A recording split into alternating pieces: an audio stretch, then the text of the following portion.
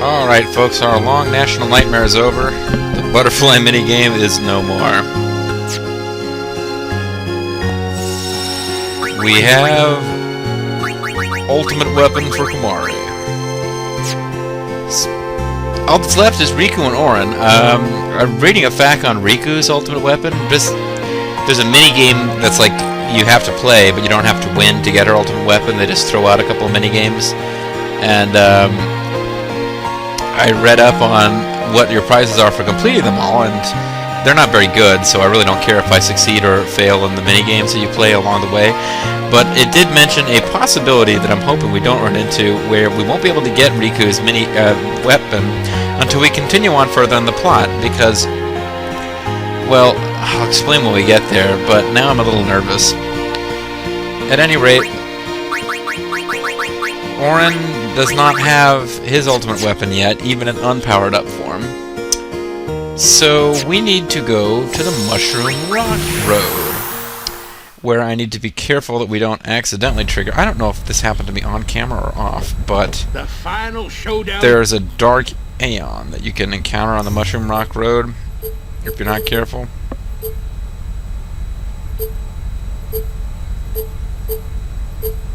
I think we'll be okay. I think I can get to where we need to go without getting to that area and encountering the Dark Aeon. Because beating the Dark Aeons, that's something I'm going to do on camera for you, the viewers at home, to enjoy. But it wasn't part of my plan for this video. This video is supposed to be about getting the last of the ultimate weapons. So now we are here at Mushroom Rock. And I'm pretty sure I know where it is that you have to go for this, actually. This is a path that, in the main game, class goes like, no, not that way, that way. I guess I'm not good at explaining, and it won't let you go here and ignore the story. But this is where you would go if you just ignored Classico and walked right by him, and it eventually hooks up with the Jose Road. And, yeah.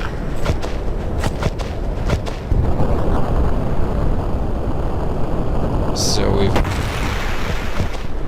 got this here. Celestial Mirror seems to react. Do you want to wander out on screen, Auron? Or you don't give a crap unless the weapon's being powered up? Okay. Oh, Rikku comes out and... What? Oh, it's Auron's weapon. I was like, what the fuck's Rikku doing? Give me that shit. Give me that paper.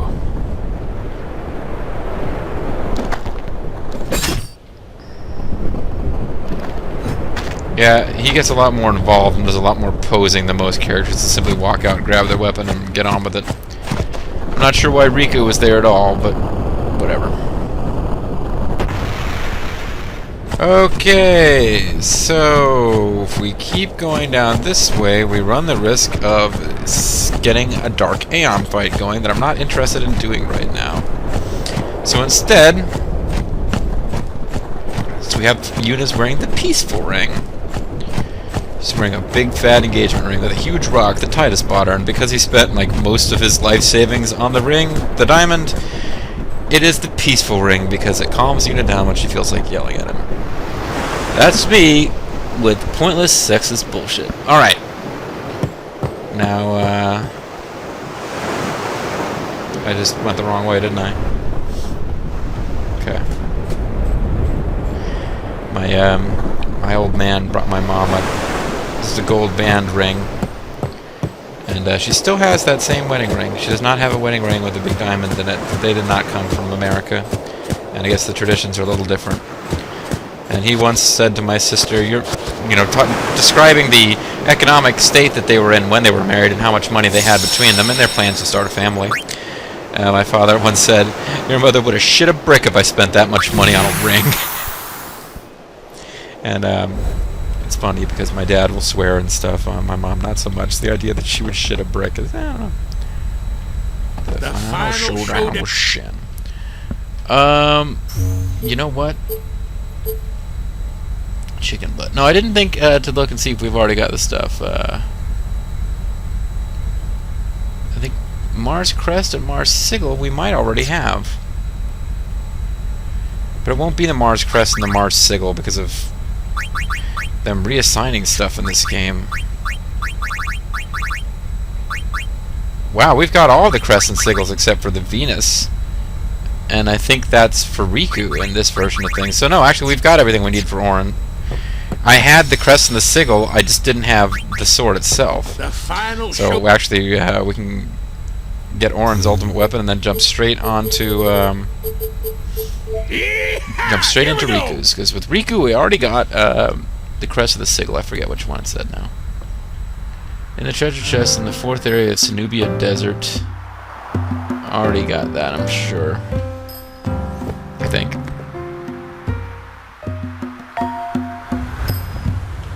Oh, but we do need to get the airship again to get Rikku's ultimate weapon. I guess in theory there's supposed to be clues throughout the game that would lead you to it, but the only way I know of to get Rikku's ultimate weapon, forget about getting the sigils and crests, just to get her ultimate weapon, you need a fac. You need a fac. It's not something you'd figure out on your own. Somebody can maybe walk me through what clues in the game you were supposed to use to get there. But you remember, we saw somewhere along the line something suggesting that there were passwords written in the Albed language and clues to be decoded, and I never quite figured it out. Well, yeah, you need to input a password on the airship menu to get the ultimate weapon for Rikku. Which makes sense that it would be Rikku, but offer the Saturn crest? Sure, I'll just stand here with my arm kind of... One of them was broken. I couldn't even figure out which one was supposed to be broken for a minute because he was like nodding. Is he like laughing at Titus? Is that the pose that they were using there? The chuckle pose? The chuckle hut pose? Anyway, we do have all of his stuff. Yeah, he puts that like he's scratching his chin pose or something, and I thought for a minute that the right arm was suddenly the broken arm and the left arm was fine. But whatever, Masamune is at maximum power.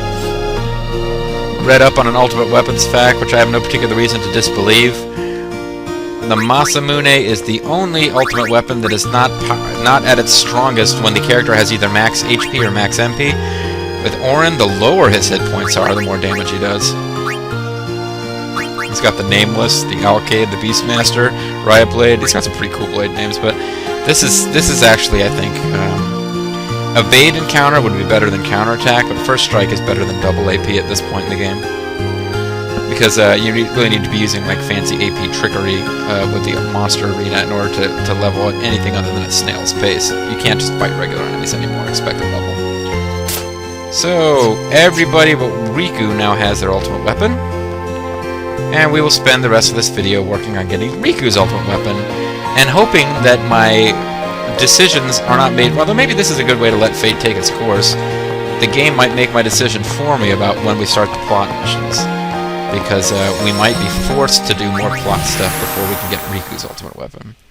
I'm told that if you try to get Rikku's ultimate weapon before you visit... Because we get control of the airship.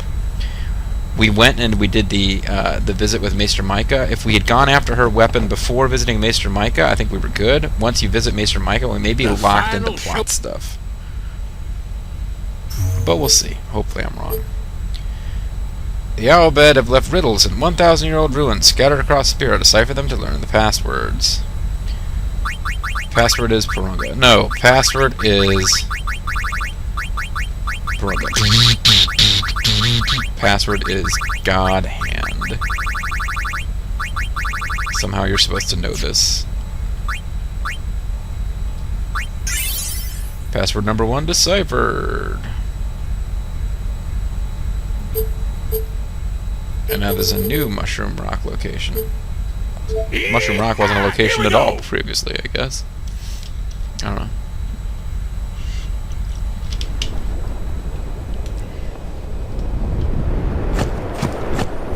Oh, now we're in like a little ditch.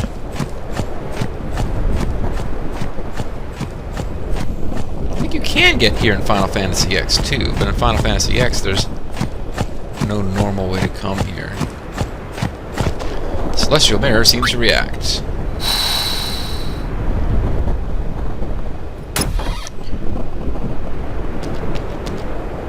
This time I really am getting the weapon. Oh, I guess that's the joke. She went to get the weapon before, but it turned out to be Auron's. Because hers is close to here, but not actually here. Obtain God Hand. It's a really weird looking weapon, Rikku.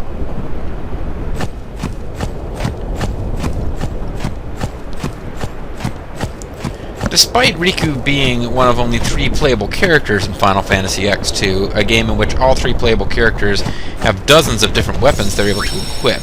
Because you only get 3 characters, but each of them has several. It's like you get the dress sphere systems, like the job system. They can each be many different things.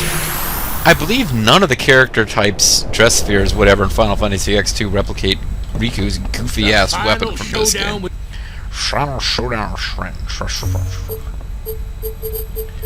So we'll head for Bicanal Island, which is where the quest to get whichever, I guess, Venus Sigil. It's Mercury Sigil in the old game. I don't know why it's Venus Sigil in this game. And there is a cactuar just kind of hanging out. Oh no! I think off screen I triggered the quest, but then didn't do anything to complete it. Yes, because you are in fact supposed to find cactuars hidden throughout the desert, but I think the explanation for why you're doing that, I may have accidentally kind of already gotten past that point, sorry. Let's see if we can go over there and read the sign and start the quest from scratch. But yes, that's the first cactuar we were supposed to find, was the one that we just passed as we beamed in. So I didn't realize it, but this quest is actually in progress. I've just found 0 of 10 cactuars. And, yeah. I think another bit of dialogue we missed, not voice acted or anything, but or maybe it was. But there is also a dark Aeon in the desert. Because somebody asked us to go look for their son who's missing, and you get access to a new area which has a dark Aeon in it. I actually thought this part of the game was pretty cool. The first time I played it, it's pretty atmospheric. I like the music.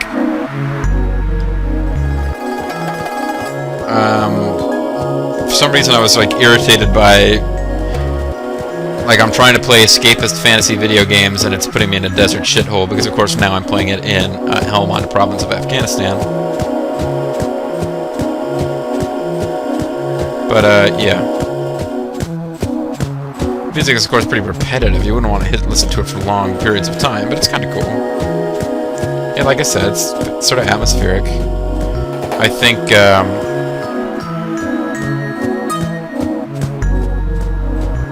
it's very different from the Bicanal Desert music in Final Fantasy X2, which is kind of catchier, but not as atmospheric.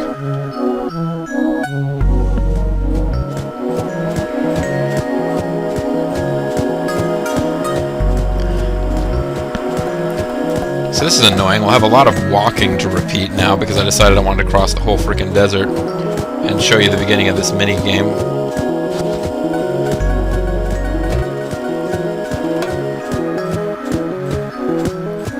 There's like a cactuar stone over here somewhere that you have to... There we go.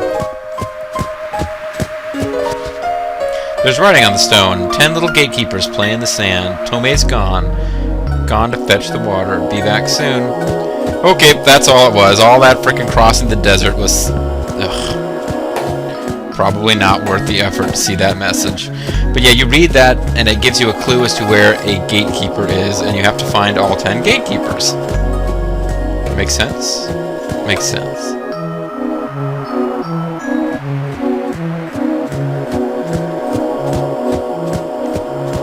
So you just have a lot of running around to do on this quest. It's pretty straightforward.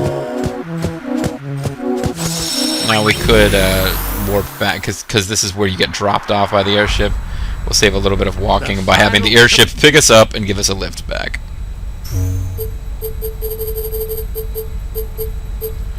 Normally this will not help and save time at all. There's facts on exactly where all the cactuars are. I'm not going to refer to them unless I need to. Tomei, duties, fetching water, takes his time and, as a result, is often left behind, a little dim. Way of the Gatekeepers 1. It may look like fun and games, but the Gatekeepers are a proud race of warriors. While they dislike combat, they will turn and face any enemy that takes their back. Should you fail to sneak up on them, they will realize they have overestimated their enemy and depart in disgust. Sneak up on the Cactuars when their backs are turned to confront them. It's better that way, believe me. First trial.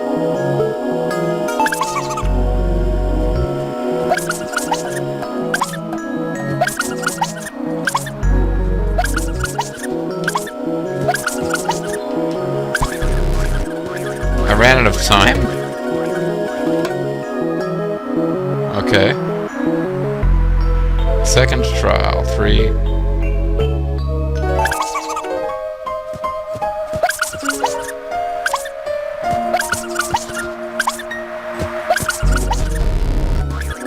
I lose? I caught up to him, though. I want to win this at least once so we can see it, and this is probably the easiest. After this I won't care, because I found out what the prize is for winning it every time, and it ain't worth the trouble. It's a friend sphere.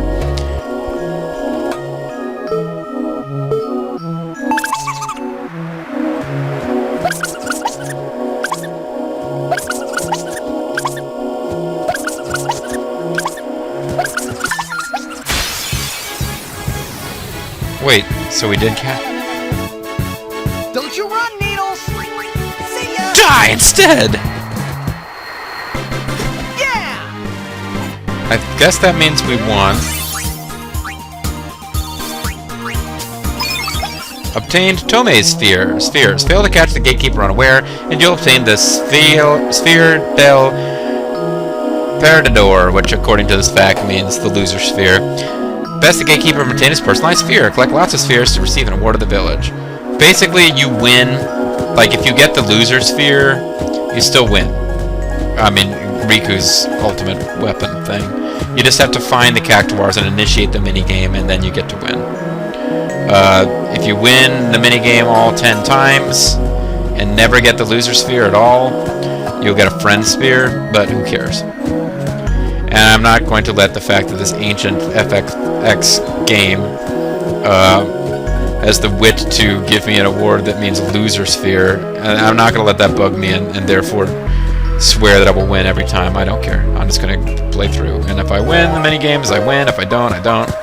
There's a minigame in FFX2 where Yuna has to go after the Cactuar Guardians, and it too is like you'll win a couple of times out of the 10. It's very difficult to win all 10, but in that minigame it gets its own music, and Yuna does her little cutesy pose where she's got one hand cocked on her hip and one hand holding a gun, and she blows on the gun like and is all like sassy and sexy, and it's, you know, Titus ain't really doing any of that, so if I'm going to expend a bunch of time and effort on this crap, I'll do it when at least there's some, you know, cheesy video game cute chick reward of Yuna doing her little "I'm so sassy" pose, which, you know, we're not getting here. Nothing else to talk about. Might as well dwell on. I actually like Yuna as a character. I think she's pretty adorable for a video game heroine. I don't feel too bad saying that. It's not like I'm making like creepy meat market comments. And I did have at least one female viewer who, as far as I know, she's not watching any of the other LPs, but she's commented and dropped a message or two related to this game, and has told me which male character from this game she thought was so cute when she was, you know, playing this game when it first came out. And I was like, you know, that's nice. So I don't feel like I'm too big of a creep for saying that. I think Yuna's actually a pretty adorable character.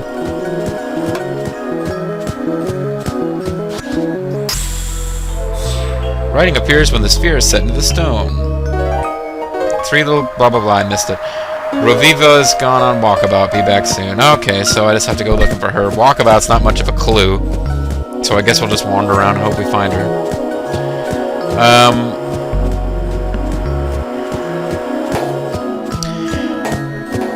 Yeah, I don't know, I got nothing else to talk about. Is this the time to turn this game into a big meat market? Who's our options for sex-aid chick in this game? We've got Lulu. Waka's the sexiest lady in this game, yeah? We've got Yuna, Lulu, and Rikku pretty much, and there's like periphery characters. I suppose you could have a thing for Yunalesca. She went around in her undies all the time. Or you might really be into the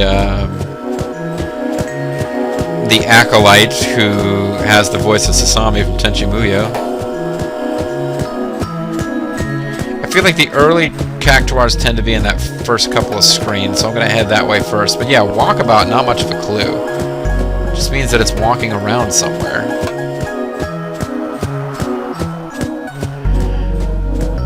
Yeah, so who have you got? You got Waka, I said it again, Lulu, Yuna, and Rikku. I've had people in the comments talking about how they think Rikku is the cutest, and you know, I don't hate Rikku. Playing through the game now and LPing it, I don't hate her nearly as much as I remember hating her. I thought she was pretty annoying, but I remember having hated Rikku a lot, so I'm thinking probably I disliked Rikku fairly strongly in this game and then grew to hate her in FFX2. Or maybe I hated her the first time I played through it, maybe I was just having fun with it, but now I've got a residual fondness for the entire game, which includes cutting Rikku some slack. You know, Riku's the only one other than Titus who really seems to be trying to save Yuna's life. It's not clear, even now, whether Auron... I mean, Auron clearly never intended for Yuna to go through with the pilgrimage and sacrificing herself to defeat Sin, because he wants to stop Yunalesca. But he really never seemed committed to like caring that much about Yuna. It was pretty much, oh, there we go. This is our Cactuar. Rovivia has no patience for certain dim-witted fiends, not a progressive thinker. First trial.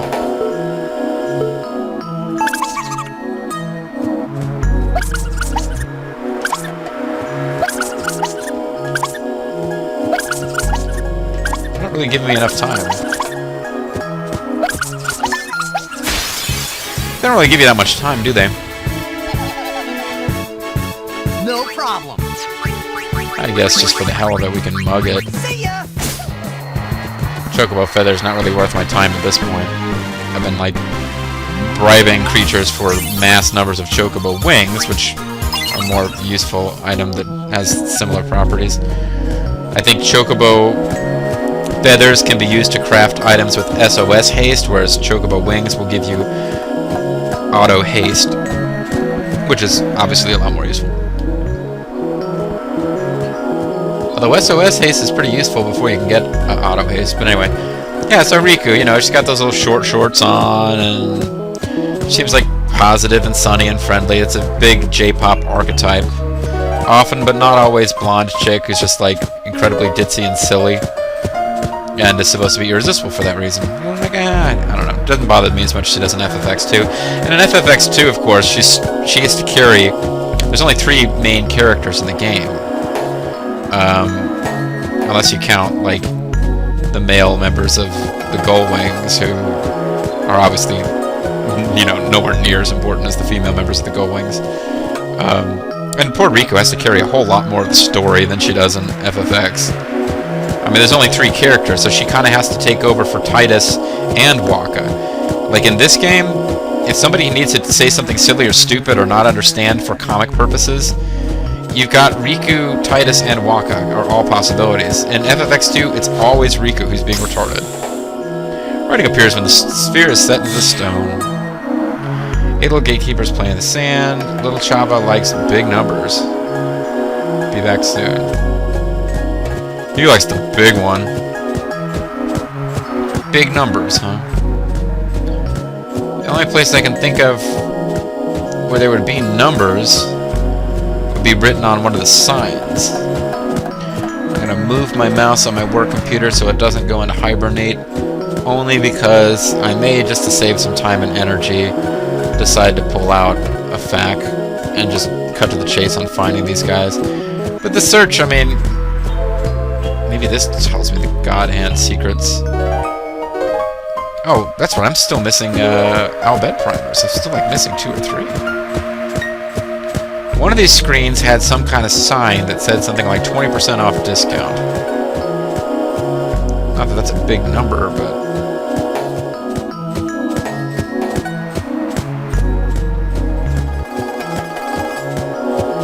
Wasn't this one? Something's written here in Albed. Tells you which fiends to go fight in which locations. I'm trying to find angles where I can see a lot of the land.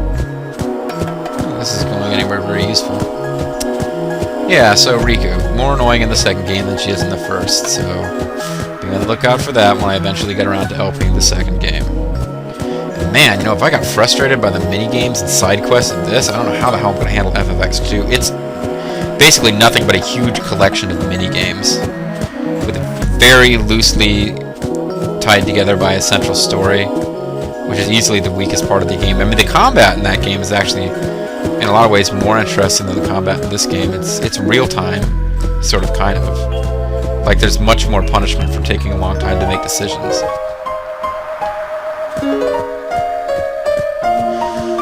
Somebody asked me how I liked the combat in FFX2, this game, and FFX 12. And while I hated, like, I found FFX 12 to be really kind of hard to get into because the characters were just, oh, there's the Cactuar, is it? Maybe not. I just found the characters really kind of flat and dull and didn't get into them. The combat was actually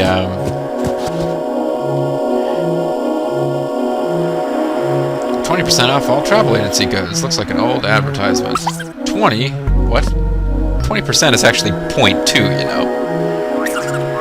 Recently learned to count to 50. A little needy. Attention deficit. Attention deficit. Didn't even put in disorder. They couldn't be bothered.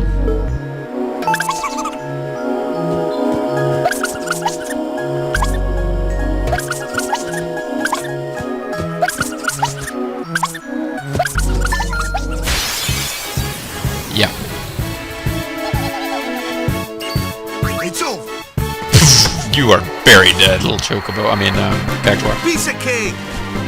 Yeah, oh, what the hell was I talking about? I'm just blathering. Obtain Shivas Regal. Yeah.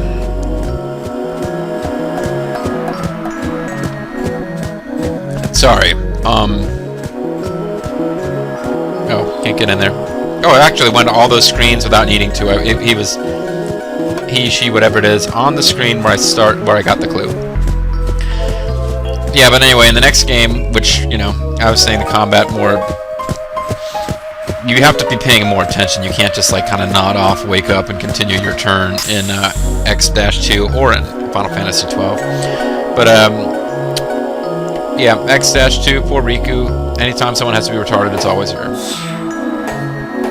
7 little gatekeepers playing the sand. Alec and Alocha play tag in the Ruins of Men. Be back soon. The Ruin of Man? You mean woman? Hey-oh! Ching! Boom! Good one, JG. Keep cracking those jokes and you'll never get married. Alright. Yeah. Speaking of things to prevent you from getting married, I was talking about the women of Final Fantasy X. So Lulu, yeah, Lulu is like, I don't know what it is, but I've noticed while playing this game and grinding. Oh, well, there they are. Two brothers rarely separated. They move as one. Their closeness a paragon of brotherhood. They think as one unit, much like the final boss of Bayou Billy. First trial.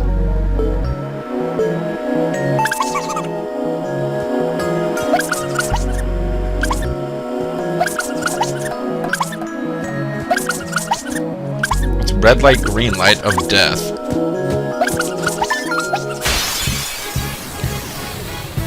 The mini game that you have to play with the frickin' 10,000 needles, huh? Oh crap, this will actually kill him.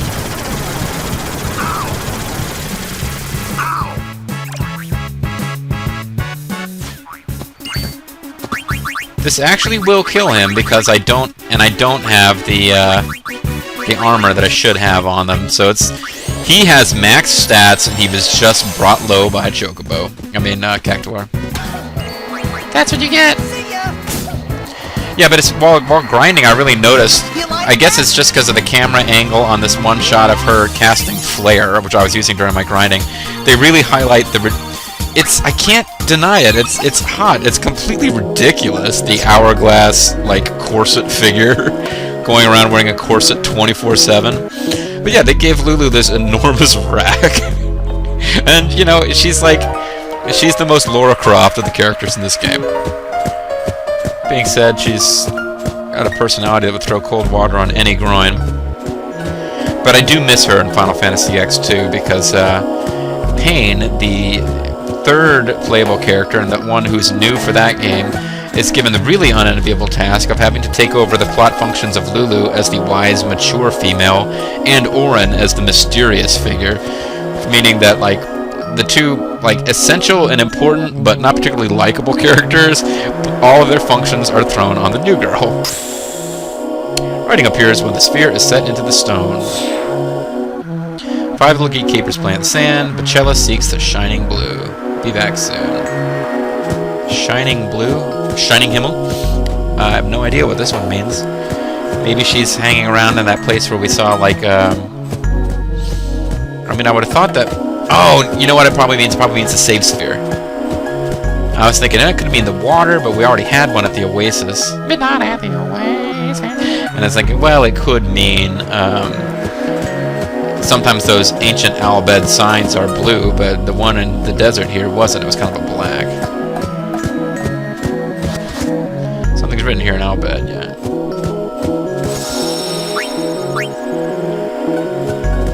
Okay, maybe a different save sphere. There's more than one save sphere here. So yeah, Lulu, they made her physically pleasing, although she's got that weird ashen gray skin. No, the fact that she's pretty much ready to cut off Wakka's balls at any moment, kind of, I don't know, I'm not really sure that's terribly attractive. I do like the fact that she has a brain in her head, although Yuna seems reasonably intelligent. Once you get past that whole thing where they're, you know, fervent believers in a fantasy religion that doesn't make sense to the viewer, she seems to piece together what's going on fairly well. Riku's the only one that they really make a point of making act silly, and Wakka. So I was just thinking, okay, well, in Final Fantasy X2, Rikku has to take over for Rikku, and also Wakka and Tidus in goofiness, and the new girl, Pain, has to take over for Auron as far as being mysterious, because we already know everything there is to know pretty much about Yuna and Rikku, so in the Pain is sort of mysterious, and you find out about her as the story progresses, and in the side quests that are optional. And I guess Yuna then takes over for Yuna, and I guess that means she must take over for Kamari somehow. Bacella loves new things, hard on others, easy on self, stingy. She's a big... Oh, she makes you run away. That doesn't seem fair.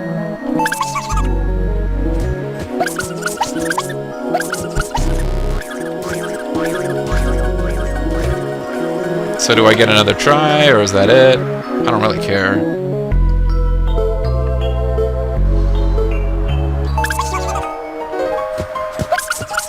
I get more unforgiving as it goes. I thought you were going to stop. I mean, how much... I remember the last couple of ones I could never get because they give you very few chances to move, and time always runs out. Like, if you had all the time in the world, this would be easy. I don't know why you have a time limit. Okay, I just blew it, but I don't care. I don't care! So you get 3 tries, and now I have the loser sphere. Well, it was probably going to happen eventually. Now that it's happened, I'll just be that much less concerned with succeeding in the other mini-games. And we've already gone over the half an hour that I said I was going to set as a limit for this one, but now I'm like, screw it, just end this freaking Ultimate Weapon video series on this recording session. I'll just have a couple of 1-hour recording sessions, an hour of butterfly catching, and possibly an hour of cactuar chasing. Highlighted by me, kind of for whatever reason, deciding you want to hear about who I think is the hottest of Final Fantasy X chicks. We haven't really even touched on that much, actually. I'd like to touch on Lulu's rack. No. But, seriously, yeah. Riku's not as annoying as I remember in this game, but we'll see if that holds true in Final Fantasy X2. I think she got pretty epically annoying in that game. And then near the end of Final Fantasy X2, there's like, if you do all the right prerequisites, that game is full of, like, little sequences that you can only see if you've done certain things previously in the game, but you have no way of knowing that. Because the game was really meant to be played through more than once. And you can trigger a dialogue between Yuna and Rikku where Yuna basically promises that the next adventure, Rikku will be the star. Because Riku's basically talking, like, just kind of, in a vaguely out of character moment, sort of complains that, you know, why don't I have a love interest? There's no guy for me. What is this? And Yuna promises in the next adventure she can be the star, and it'll be about how she finds love. And it's like, it's basically a threat. Final Fantasy X-3 is going to be all Rikku all the time. 4 little gatekeepers playing in the sand. Oh, Rabea's stuck inside. Be back soon. Oh, Obea's stuck inside. I'm thinking they mean one of those little sand pits that we saw. And I don't have the... I mean, I've got the FAQ open. I'm not referring to it.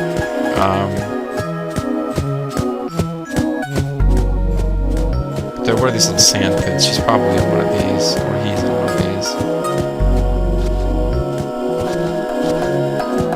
And there's one up here. If you talk to that woman, you trigger this sub-quest about Ifrit, or Dark Ifrit. Which I shouldn't have given away. I should have told you it's a Dark Aeon, but no, it turns out to be Dark Ifrit. Got around here, these guys won't let you go by. Our home is gone, but we still have Blitzball. We forgot the ball. Hur, hur, hur. Anyway, I don't remember where all the sand pits were, but now I just have to go around looking for them because I'm almost positive that's what the Ruins of Men. Like, I really don't feel like we found the Ruins of Men. I was heading towards where I thought they were, and then we just kind of ran into the 2 cactuars.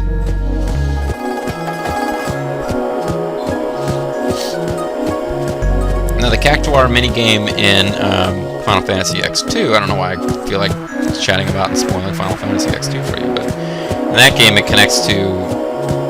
They don't have the monster arena. They you know, in fairness, when they've got, like, super bosses that they want you to fight against, they're a little bit more work towards making there be a plot surrounding the optional super boss. It's not just go to the monster arena, collect 10 palette swap flans, and then you have to fight a super powered up flan. There are a lot fewer super bosses in that game, as I recall. In part of the fact that the game's main plot sucks. I mean, I'm sorry, but it's kind of true. But it means that they can spend a little bit more time on the side quests, because that is a big part of that game is side quests. But,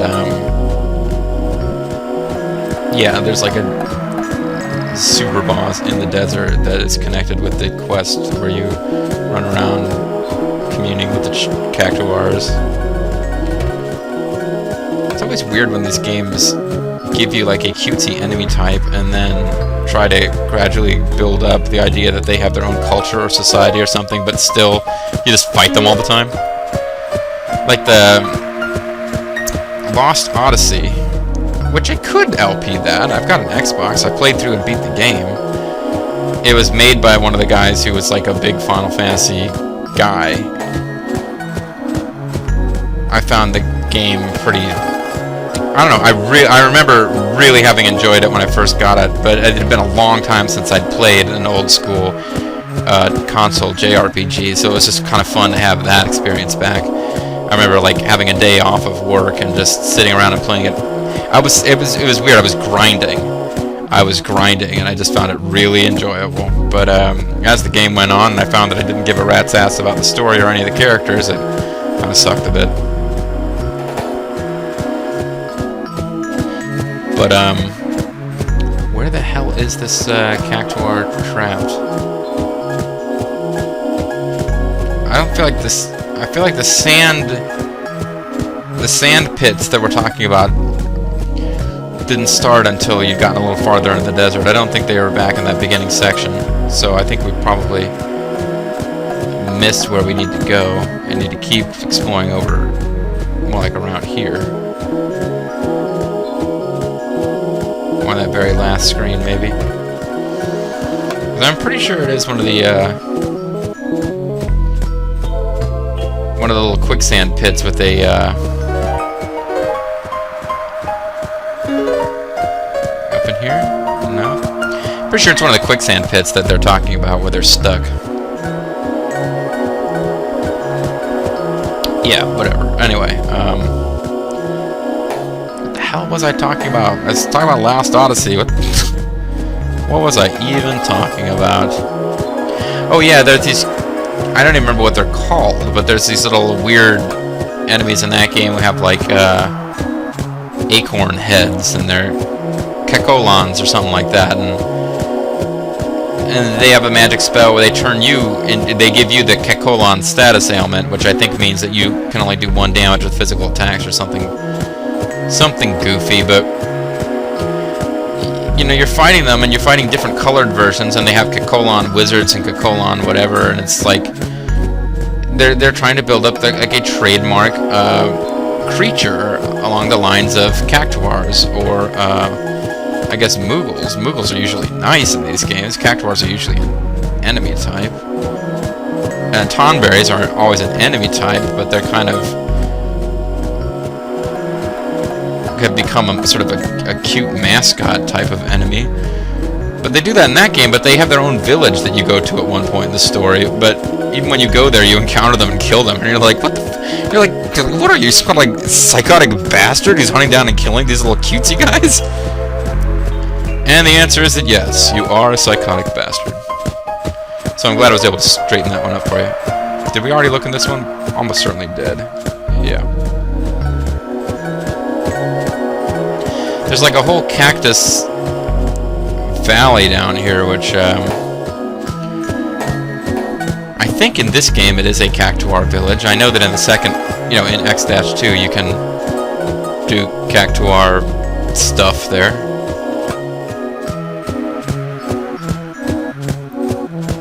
It's got a work-related email at 20 after 10. Although in fairness, that guy sent me that email is back in Conus and probably is not expecting an answer until, you know, work hours for me begin tomorrow.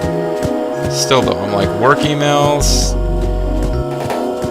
10:20 at night, 22:20, as we say when we are military or pretending to be military. Okay, I'm getting a little sick of this. I'm convinced that this one is in a sinkhole, but I don't remember where all the sinkholes are, so I might just browse a fact.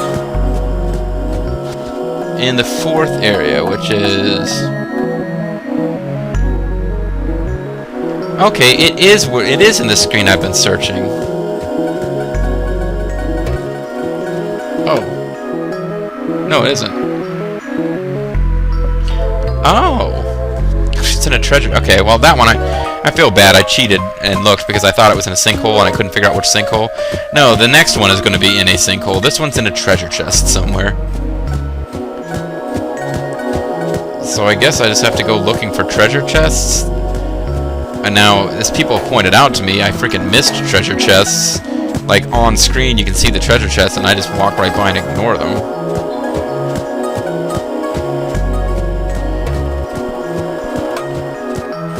But I think there's there must be a treasure chest somewhere that is,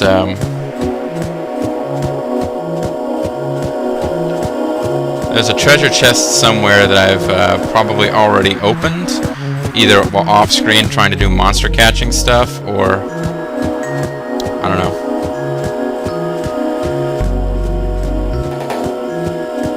And it's probably now closed again, and when you examine it now, it will have this Cactuar in it. I heard he was going to be in it. And that's a little shout out for Boba the Vulture, or anybody who has watched the commentary track on episode 2 of Time Flight from Doctor Who. So now I'm just like desperately trying to find treasure chests that I've already opened.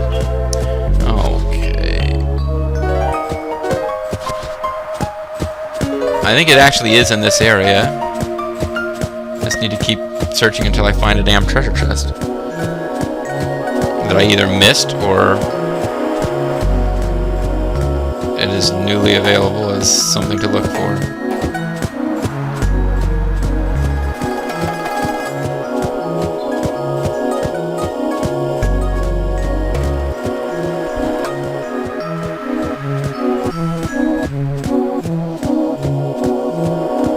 Alright, I am just going to check the back. It says, hiding in treasure chest in the southwestern corner of the third area. And the third area is the huge open area with the ruins to the northwest and the safe point next to the large owl bed sign in the middle. So that's this area. And it says southwestern corner. So every so often when you're reading a fact, it's a good idea to assume the person writing doesn't know the difference between east and west. Like if you cannot find what they're pointing towards, it might be that they screwed up east and west. People don't usually get north and south reversed. East and west people do seem to have trouble with sometimes, back writers. But here it's just like, no. I'm a little concerned that there might be a glitch here where we've already opened a treasure chest. The game wouldn't punish you for having just checked all the chests on your first run through this area, though, would it?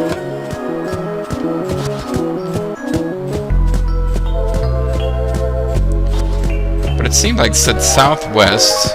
Seems like it's either in the southwest of the ruins, or that would put it very near to this alternate entrance over here. It's going to be another hour-long video. I said this is going to be fun. It's definitely not stressful like a butterfly catching, where you... I mean, I've got all the time I need. Ah, here we go. Oh, I thought this was an exit over here. It isn't. It is a cactuar. Yeah, we saw it. Rubeia, a real needle brain, likes cramped spaces. Check out his great collection. What? Whoopsie.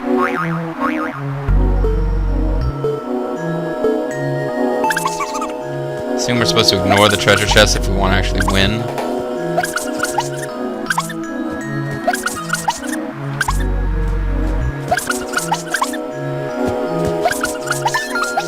Bitch. I don't know what the treasure chests are. I don't care. I doubt that they're really that important. Preemptive strike, you're dead.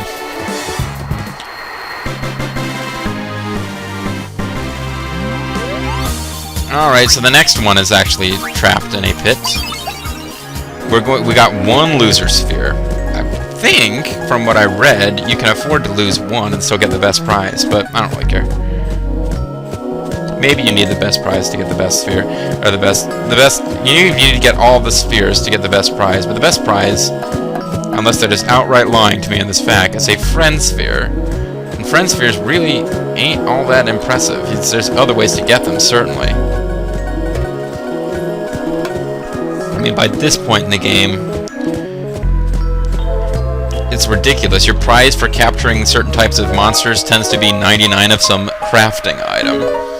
I think I've already talked about how bizarre that is. It's like, oh, the old guy who runs the monster arena gives you 99 doors to tomorrow.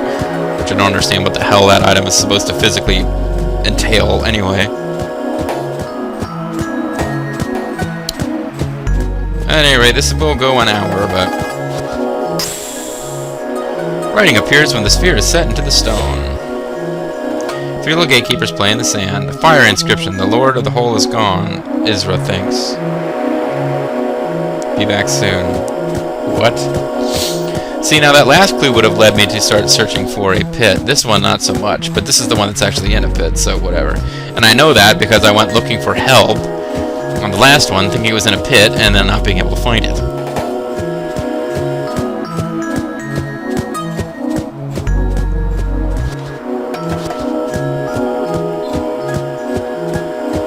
Antlion pits. Weren't there more antlion pits over here?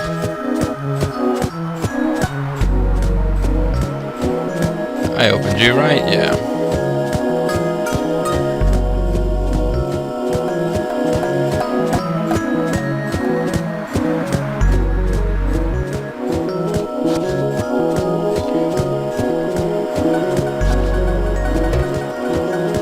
I don't know.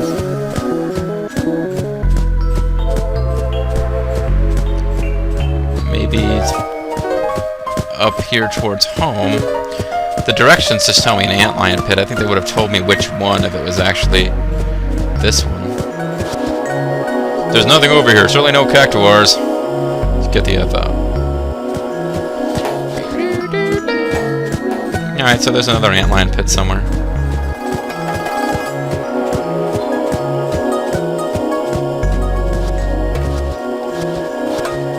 And it's not that one, because that one I've already been in. Or was I already in this one? Maybe I was already in both. Maybe I haven't ever been in either. I've obviously been in them at some point, because I killed the antlions that were in them, which frustrated me when I found out later that the antlions are a great source of one of the items I needed if you bribe them. I didn't have the bribe skill yet, and I had no idea that they would be useful for that, or that they wouldn't show up as an enemy anywhere else, and they don't.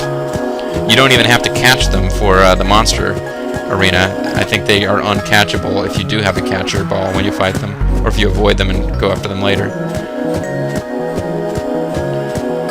Okay, there should be another pit around here, and I'm not seeing it.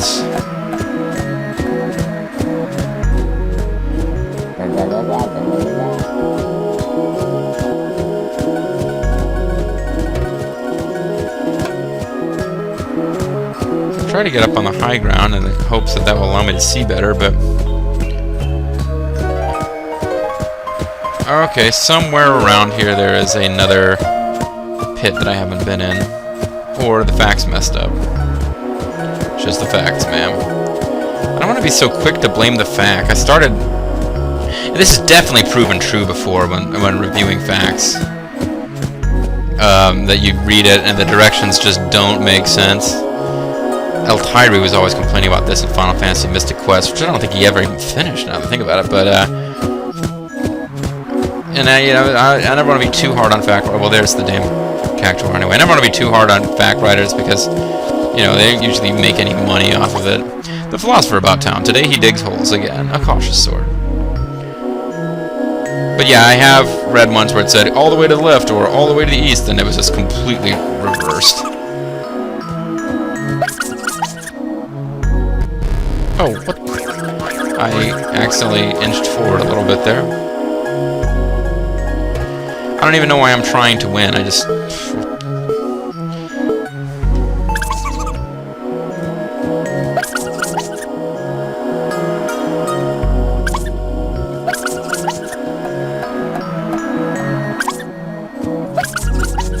You're not gonna give me enough time. You bastard! How was I supposed to win that?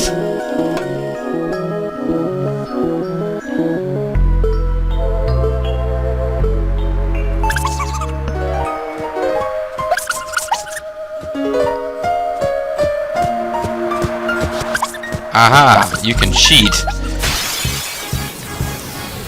I was wondering why those holes were there. Interesting. Now I feel bad that I did lose that one, because, this is the second to last guy, and I figured out the trick. So we could have gotten a perfect run if I hadn't screwed up that one. But, you know, whatever. If I'd screwed up 4 or 5, I would be saying I could have gotten a perfect run if I hadn't screwed up those 4 or 5. So, yeah.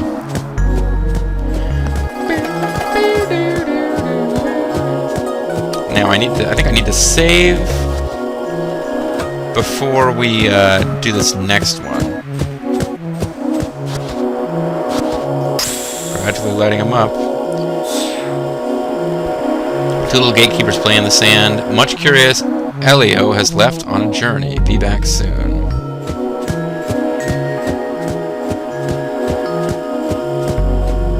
Now this one, because I read up on the warnings that you could, that it's possible to get screwed up and not be able to get the God Hand fully powered up yet. This is the place where it happens, so I already know where he is. You have to go to the Oasis. Maybe he'll go on a journey, or she'll go on a journey. I don't know what gender this thing is, but a journey is definitely a possibility. At any rate, if you don't know why I'm talking like that, watch LP of Rumble Rose's Black Belt Demon. So I will save the game here, and I'm just going to board the airship, because where you need to go to see this thing is the, well, hold on a a second. I think we're okay. It says if you journeyed to Sin location, because Sin is a location on the map. We haven't literally journeyed to it, but I think the idea that you go, it wants to go on a journey. I think it like tries to tag a ride on the airship. Is what's supposed to happen.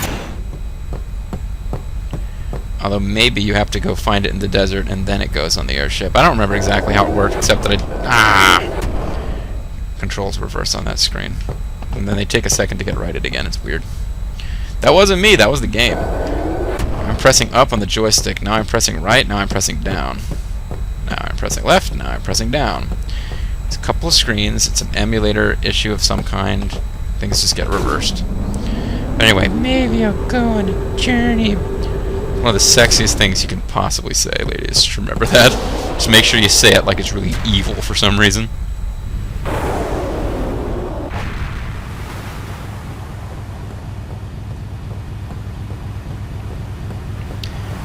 Crap. You know what? Soft reset. Cut to the chase here. We needed to visit it at the Oasis first, and then I think it goes on to the airship. Goofily.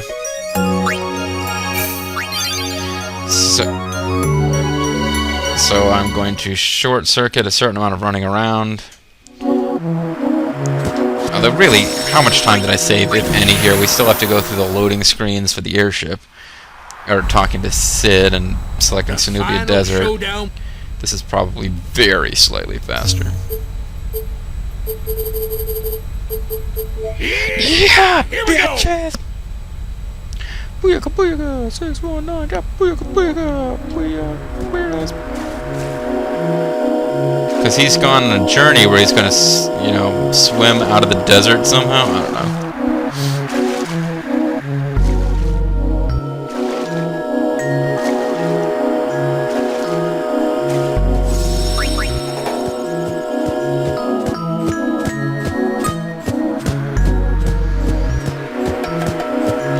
Said he was at the Oasis screen. Maybe he's hiding out over here. Maybe you have to enter the Oasis screen from the desert instead of entering it from the airship.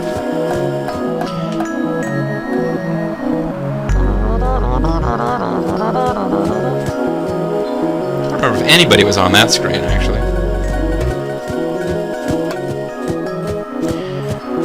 Waka told us that if they got separated, everyone was supposed to stay put to ensure they would never find each other. Yeah, okay, you have to enter from here.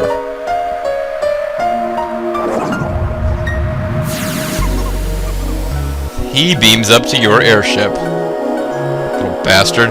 Titus looks up at the sky. Oh, they do give you a little clue, though. You are not left to figure that one out completely on your own. All those teachings, what were they for? Well, there's nothing for it, you know. You have to become a heel. You have to go all slutty and sexy as you revolt against your religion.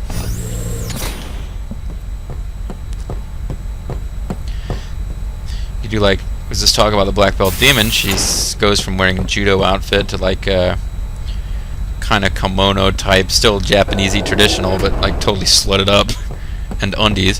So Yuna could go for some kind of like super slutty version of the summoner costume. Pretty cool. You know, now that she's abandoned her religion. Because when people have spiritual transformations and move away from religion, they become slutty. that's how it works. Alright, another Cactuar minigame. Yay. I think this was the setting of the dreaded Rikku threatening to be the star of the next game in the series conversation. Luckily, that's not what's happening here. It's also the setting of another important sequence from Final Fantasy X mythology, but I won't get into it right now. Obtained a Blessed Gem. Okay. Brother, father, I cannot something, said we were rather excellent. What? But it has weakened, I'm sure of it, but it has weakened. What?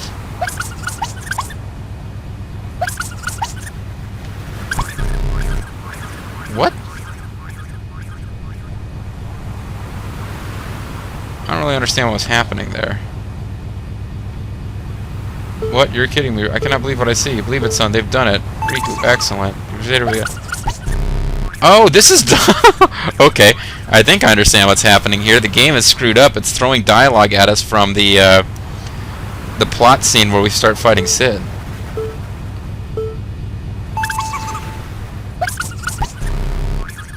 And you have to just, instead of going with a needle time message, you have to judge it based on its whether it's looking at you or not, but I don't care. That was weird. Game definitely got glitched out there. We didn't even get a full message there. It was giving us dialogue boxes from when we go to fight Sin. We'll be on the airship. We'll have another battle. I guess it's mild spoilers, but remember how we were on the top of the airship fighting the Holy Beast of the Vel, whatever the hell it was? Yeah, we'll have another boss battle where we're up on the top of the airship, and there'll be dialogue talking about stuff. Although that dialogue didn't seem to be from that. I don't understand what the hell happened there. Clearly, that was messed up, though. I think you can tell that was probably not how that was supposed to have gone. But whatever. Oh, wrong way.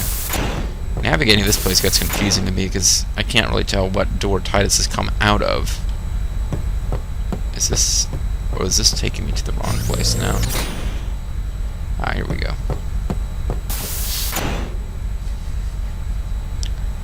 Are we even holding the damn... No, we're not even holding the cactuar thing in our hands anymore. The final showdown. Shit.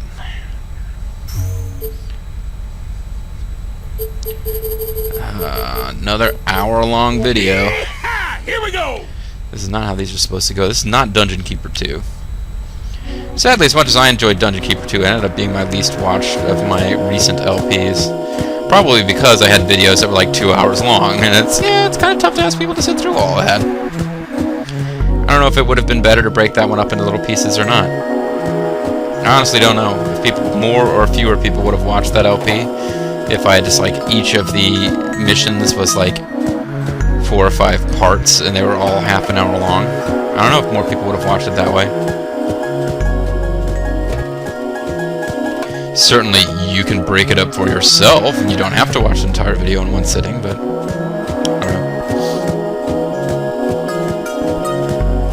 don't know. Your dungeon is full of yogurt. Just saying. Yeah, I've been recording too long tonight. My throat's starting to get scratchy. I'm talking too much. About Yuna dressing up in a slutty version of her summoner outfit and going, maybe I'll go on a journey. And other such things. But I'm glad that it does appear we'll be able to get Riku's God Hand without triggering the plot. It was a glitch that just... yeah, it was kind of weird the way that all looked and worked, but... the concern was that when you get on the top of the airship, it will trigger the next plot battle. But I think that's only if you go to the Sin location, but my memory was once you go to that Sin location, you're trapped in that plot battle. You can't back out of it. I don't know. Maybe the person who wrote that warning was confused, and it really isn't a problem at all. I've got the Ultimate Weapon Facts, which tells you how to find each of the cactuars, but does not discuss the rewards for defeating them in their minigame. Doesn't mention there being a glitch there. It mentions another glitch that we don't seem to have run into. But the one that actually, the in-depth cactuar minigame guide, which doesn't talk about the other ultimate weapons, does talk about the possibility of not being able to get the ultimate weapon because of stuff where you go to the roof of the airship and end up in a fight with Sin.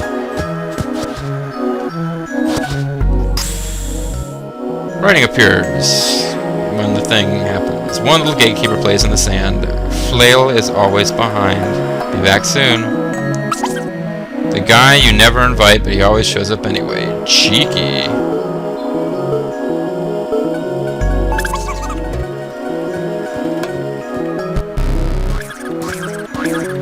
What?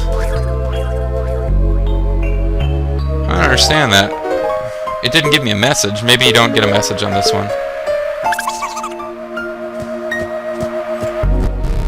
I stopped! I stopped running when he moved. Oh well, whatever. Either we'll win this or I will lose, but I've already failed 2, so we're not getting probably the ultimate prize anyway. Oh, the messages are just a distractor. It says needle time, but it didn't turn around. Well, whatever, I don't care. Loser sphere, fine. Obtain the loser sphere.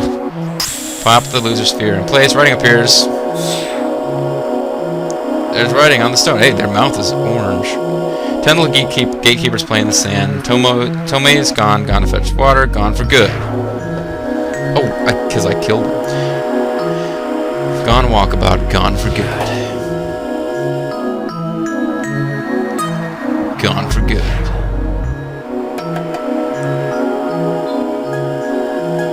See, the gone for good message kind of made sense with that one because it said gone for water. The rest of them, not as much. Either way, it's kind of depressing that you do defeat them, but they're monsters. And now it's like, you're the cute little gatekeepers. They were off having little fun adventures, and this guy murdered them.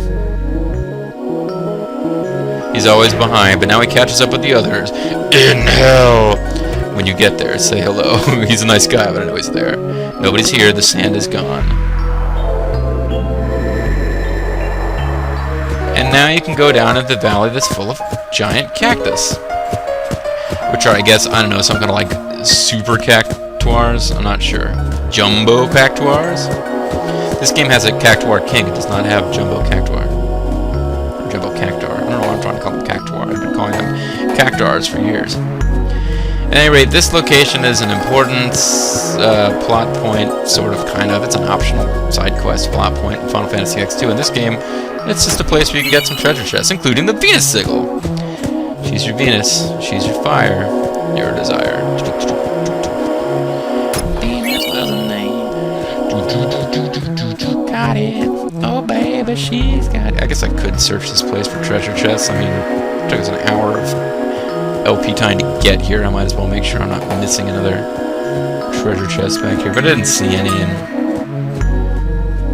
I'm losing patience for this video and this recording session. So let's wrap this thing up.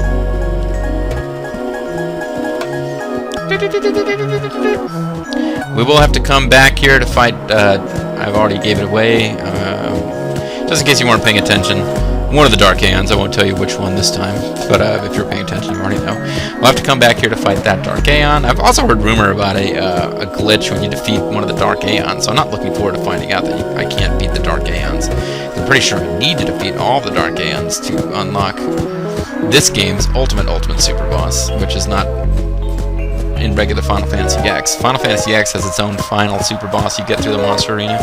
Final Fantasy X International has an even harder, finaler super boss, which I think you have to defeat the Dark Aeons and all the Monster Arena bosses before you can fight it, so whatever. I haven't beaten Omega yet either, and I can't beat Omega using my using Waka, Yuna, and Titus, because they're just they'll like beat him in like 3 turns and be like ridiculous. Excuse me. But let's quick head over. Might as well get the last ultimate weapon on this video. The final show. All those teachings, what were they for? I don't know. Poison posture? I really don't know what you were taught, and I don't know why you'd think I would. Yeehaw! Here we go! All those teachings. Maybe I'll go on a journey. Wait. Combining thoughts from different games. Everybody got their, no, they don't have their ultimate cool armor on. But you've seen it.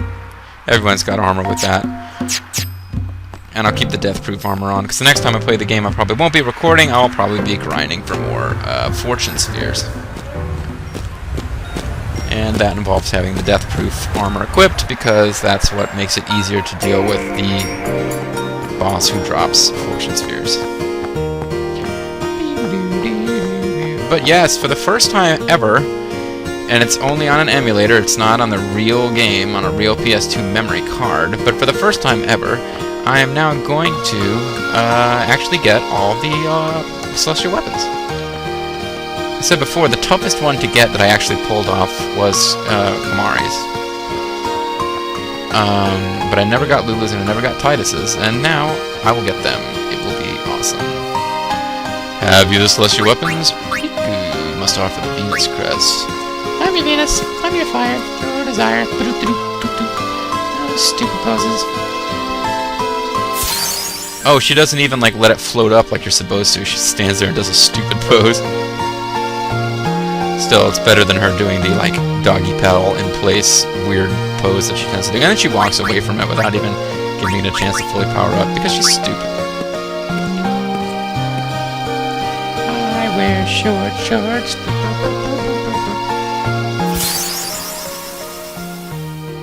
Seriously, there's like 4 times as much material on her top as there is in the bottom.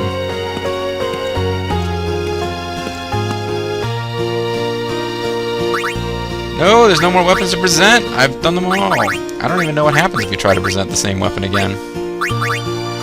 Break, damage limit, triple overdrive, double AP, Gillionaire. So she doesn't have any kind of fancy countering, but she has Gillionaire equipped all the time, which means you get money faster, which is nice. But I would think that they would have more of a combat ability in this weapon, considering that you should be using it against the final ultimate super bosses and stuff. This weapon has already attained its peak power. So that's it! World Champion, Nirvana, Kaldabog, or Kaladabog, Onion Knight, Spirit Lance, Masamune, Date, God Hand. For the first time ever, I have all the ultimate weapons, and when we come back, I will either start taking out super bosses, which I'm inclined to just take out the super bosses and then let this LP end with the plot missions, to tell you the truth. And, except that, well, maybe I'll... In order to get all the super bosses, there's one last area that I need to go fight regular enemies in, and it is the next area in the plot. So maybe I'll do some plot videos next time, and then when I get to the area where I can do the last bit of monster gathering and stuff, I'll do that and take another little break from the story. I think that's probably the best plan. When we come back, folks, plot, then super bosses, then final plot. This has been Mysterious JG. I want to thank you guys for watching. Apologies for the uber-long Cactuar Chase video. Hopefully I'll make it up for you guys somehow with magical super boss defeats later. Bye-bye for now.